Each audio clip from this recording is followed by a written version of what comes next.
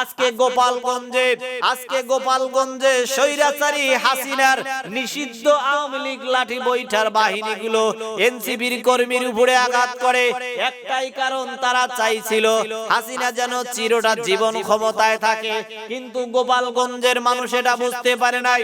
ফেরাউন নমরুদ যেমন করে এই দুনিয়ায় চিরদিন থাকতে পারে নাই, হাসিনাও এই দুনিয়ায় চিরদিন থাকতে পারবে না। এটাই হলো পার্থক্য। যখন যার সময় শেষ হয়ে যাবে, এই পৃথিবী থেকে তাকে বিদায় নিয়ে চলে যেতে হবে। লা ইলাহা ইল্লাল্লাহু মুহাম্মাদুর রাসূলুল্লাহ। আওয়াজ করে বলেন সাল্লাল্লাহু আলাইহি ওয়াসাল্লাম। আমার মুসলমান ভাইরা, আল্লাহ পাক বনি ইসরাইলের ভিতরে মানব জাতির হুঁশ ফেরানোর জন্য, মানব জাতিকে সতর্ক করার জন্য আল্লাহ পাক কত সুন্দর করে মানুষের জন্য ঘোষণা করে দিলেন। আল্লাহ পাক বলেন, ইকরা কিতাবাকা কাফা বিনাফসিকাল ইয়াউমা আলাইকা হাসিবা।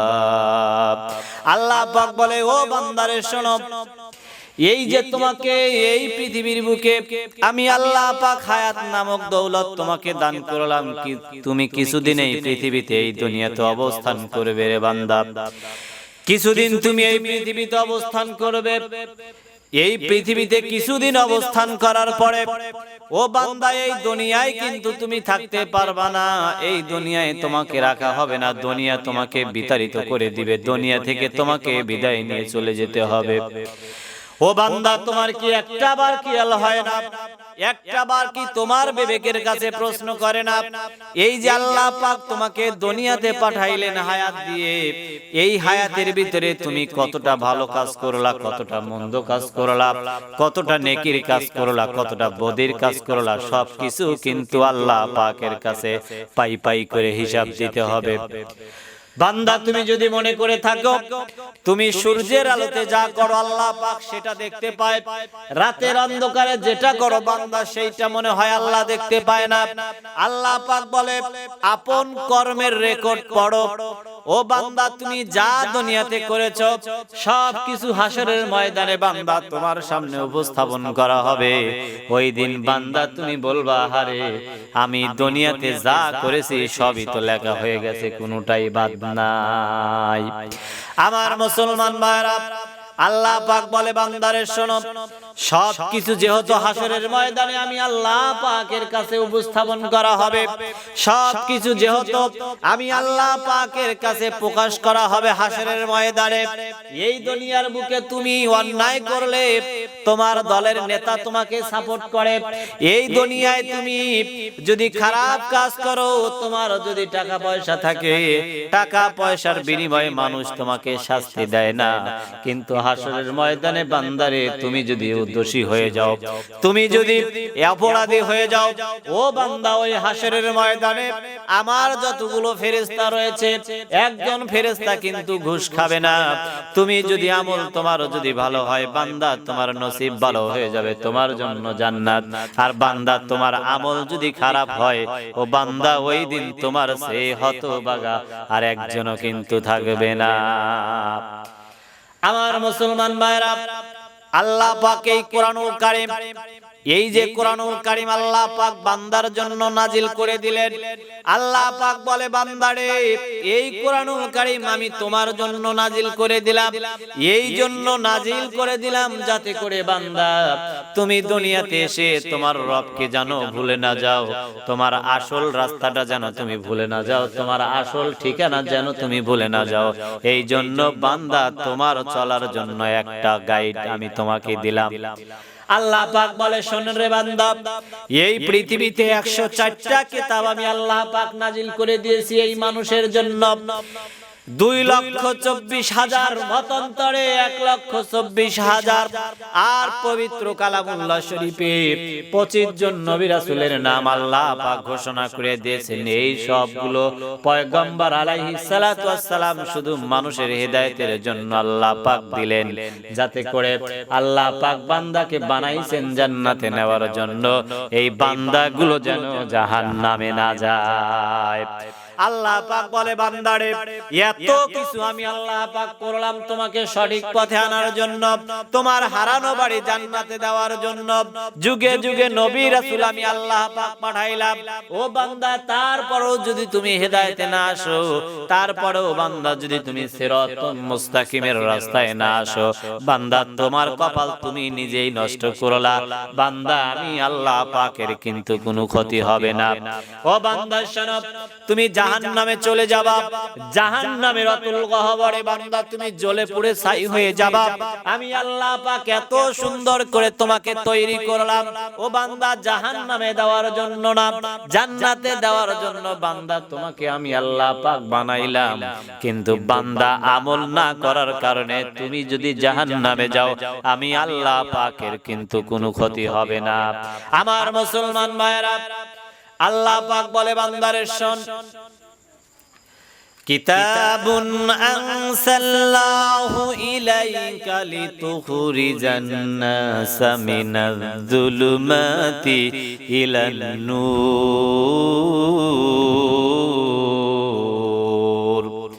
আল্লাহ পাক বলে বান্দারে শোনো, এই যে কিতাব, এই যে আসমানি কিতাব আমি নাজিল করে দিলাম রে বান্দা, একমাত্র উদ্দেশ্য মানুষকে হেদায়েতে আনার জন্য। এই মানুষগুলো গোমরাহির ভিতরে থাকবে, এই মানুষগুলো অন্ধকারের ভিতরে থাকবে, এই মানুষগুলো পাপের ভিতরে নিমজ্জিত হবে। এই সব থেকে মানুষদেরকে হেদায়েত দেওয়ার জন্য, মানুষদেরকে আলোর পথে আনার জন্য আমার নবীর উপরে একটি কিতাব আমি আল্লাহ পাক নাজিল করে দিলাম। আমার নবীর উপরে যেই কিতাব আমি আল্লাহ পাক নাজিল করে দিলাম, এই কিতাব যদি মানুষগুলো ধরতে পারে, মানুষগুলো যদি মানতে পারে, আমি আল্লাহ পাক ঘোষণা করে দিলাম ইলান নূর, তাহলে ওই বান্দা সকল প্রকার অশ্লীলতা, সকল প্রকার বেহায়াপনা, সকল প্রকার অন্ধকার থেকে আমি আল্লাহ পাক ওই বান্দাকে আলোর দিকে নিয়ে আসবো। আর আমি আল্লাহ পাক যদি বান্দাকে আলোর দিকে নিয়ে আসি, তাহলে ওই বান্দার জায়গা হয়ে যাবে জান্নাত। আমার মুসলমান ভাইরা, গভীর মনোযোগ দিয়ে কথাগুলো শুনতে হবে। মানুষগুলোকে কিন্তু অন্ধকার থেকে আলোর পথে আনবেন আল্লাহ, কিন্তু আল্লাহ পাক আলোর পথে নিয়ে আসবেন।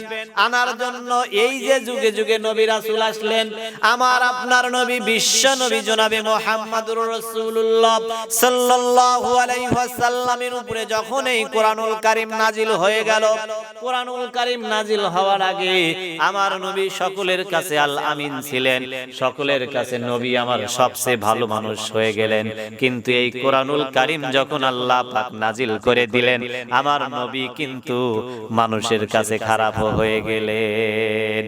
আজকে বাংলার জমিনের দিকে তাকিয়ে দেখেন, আজকে বাংলার সমাজের দিকে তাকিয়ে দেখেন, যখনই কোনো স্বার্থে আঘাত লাগে তখনই মানুষটা মানুষের গীবত করা শুরু করে দেয়। গোপালগঞ্জে, আজকে গোপালগঞ্জে স্বৈরাচারী হাসিনার নিষিদ্ধ আওয়ামী লীগ লাঠি বৈঠার বাহিনীগুলো এনসিবির কর্মীর উপরে আঘাত করে, একটাই কারণ, তারা চাইছিল হাসিনা যেন চিরটা জীবন ক্ষমতায় থাকে। কিন্তু গোপালগঞ্জের মানুষ এটা বুঝতে পারে নাই, ফেরাউন নমরুদ যেমন করে এই দুনিয়ায় চিরদিন থাকতে পারে নাই, হাসিনাও এই দুনিয়ায় চিরদিন থাকতে পারবে না।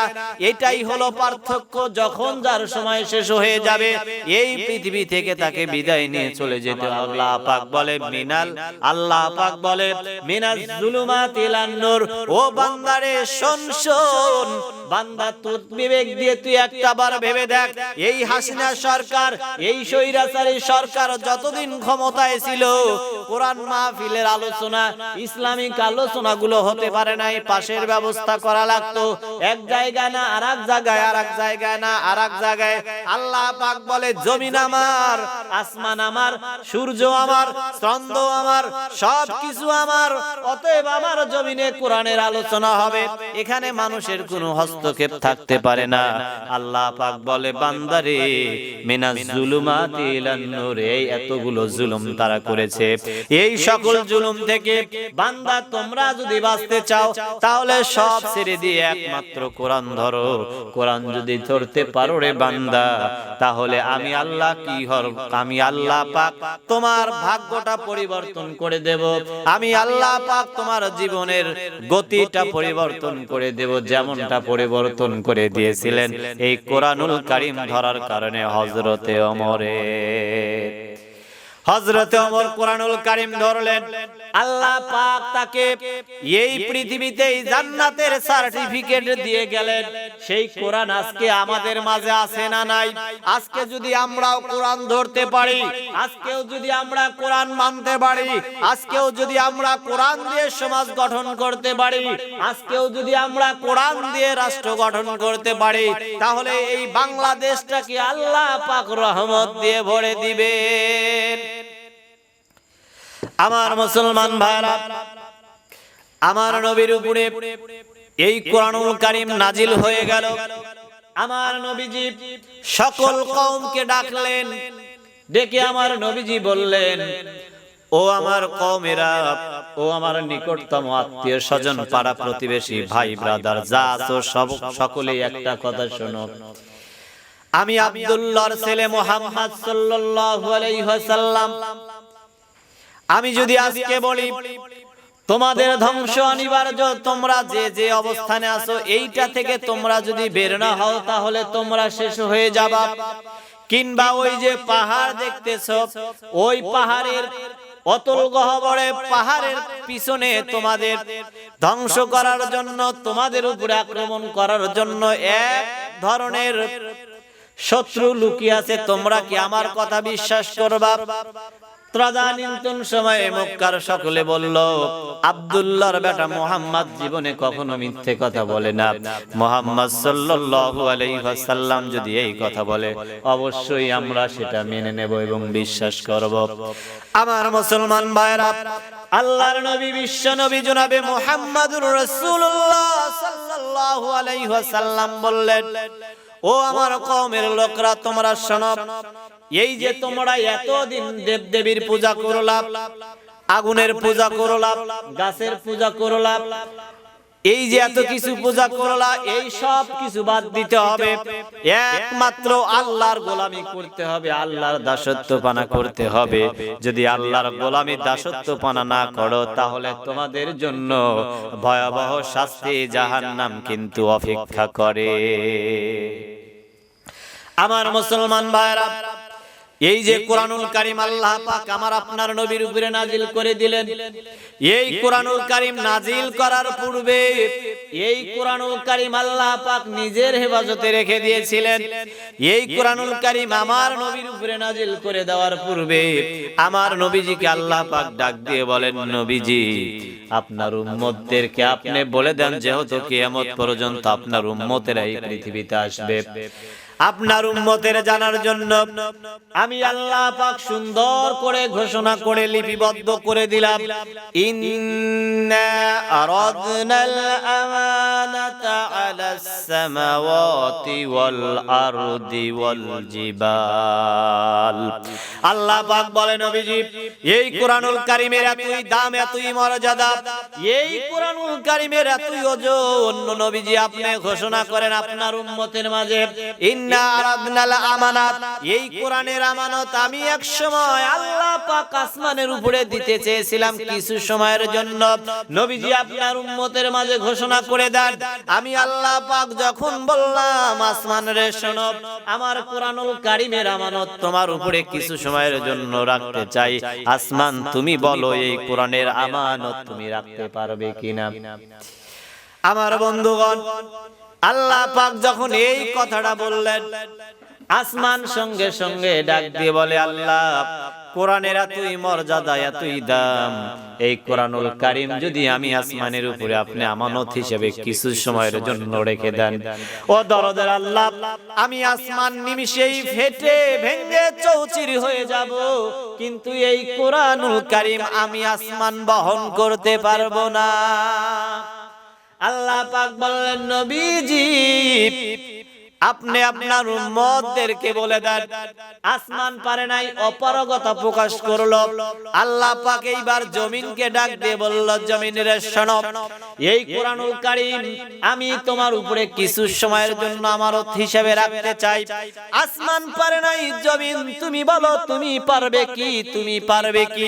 জমিন একটা চিৎকার দিয়ে বলে, আল্লাহ, যেই কোরআনুল কারীম আসমান বহন করতে পারে নাই ফেটে চৌচির হয়ে যাবে, যেই কোরআনুল কারীম কিছু সময় এত বড় আসমান, এই আসমান যে হতে পারে নাই, আমি জমিন পারবো না এই কোরআনুল কারীমে আমানত রাখার জন্য। আল্লাহ পাক আমি জমিনের উপরে যদি কোরআনুল কারীম কিছু সময়ের জন্য দেন, আমি জমিন নিমিষের ভিতরেই পানিতে রূপান্তরিত হয়ে যাবে, আমার কোনো অস্তিত্ব থাকবে না।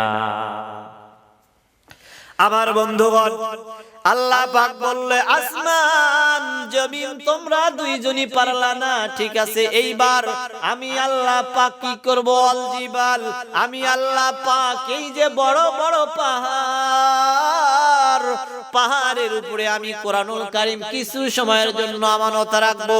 আল্লাহ পাক পাহাড়কে ডাকতে বলে, পাহাড় রে, ও পাহাড় শোন, আমি আল্লাহ পাক আসমানের উপরে কোরআন কিছু সময়ের জন্য রাখতে চাইলাম, আসমান পারে নাই।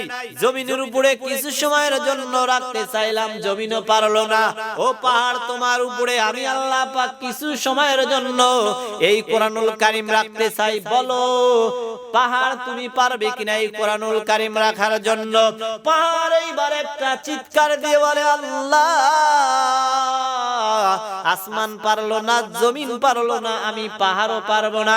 এই কোরআনুল কারীমের এত মর্যাদা, এত দাম, আমি পাহাড়ের উপরে যদি এই কোরআনুল কারীম রাখা হয়, আমি তুলার মতো ছিন্ন ভিন্ন হয়ে যাব। আল্লাহ পাক এই কোরআনুল কারীম আমি পাহাড়ের উপরে রাখবেন না।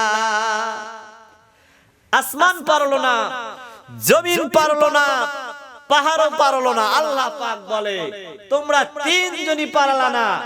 হাবিব, এই কোরআনুল কারীমের এতই দাম, অবশেষে আমি আল্লাহ পাক কি করলাম? فأبين أن يحملنها وأشفقن منها وحملها